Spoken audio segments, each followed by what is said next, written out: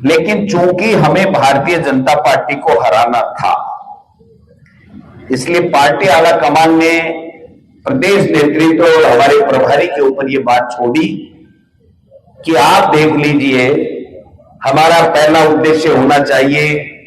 कांग्रेस जीते, हमारा दूसरा उद्देश्य होना चाहिए कि इंडिया गठबंधन जीते, और हमारा तीसरा उद्देश्य, ये दोनों अगर पूर्ति नहीं हो रही हो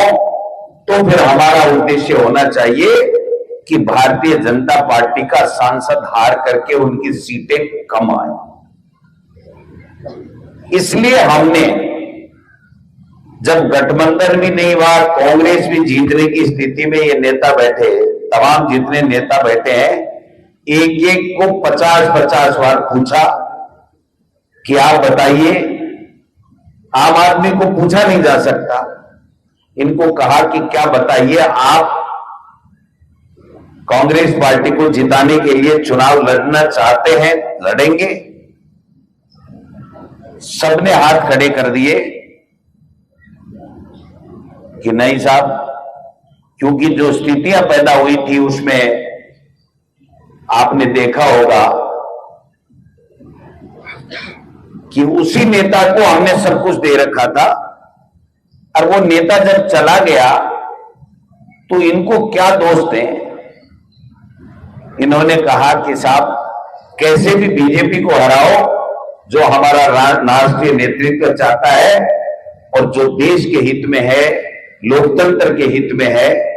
वो काम हमको करना चाहिए। और हमने पार्टी आला कमान से सहमति लेकर के, प्रभारी जी ने और हमने, प्रदेश कांग्रेस कमेटी ने यह निर्णय लिया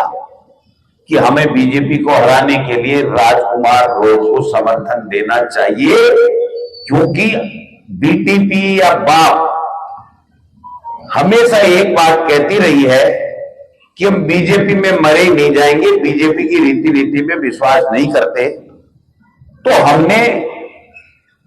ये सोच करके कि भाई कम से कम भारतीय जनता पार्टी का एक सांसद कम होगा और ये कभी जिंदगी में बीजेपी में नहीं जाएंगे, तो कम से कम देश को विभाजन करने वाली ताकतों को मजबूती नहीं मिलेगी। ये तो था बैकग्राउंड हमारा एमपी में देने का।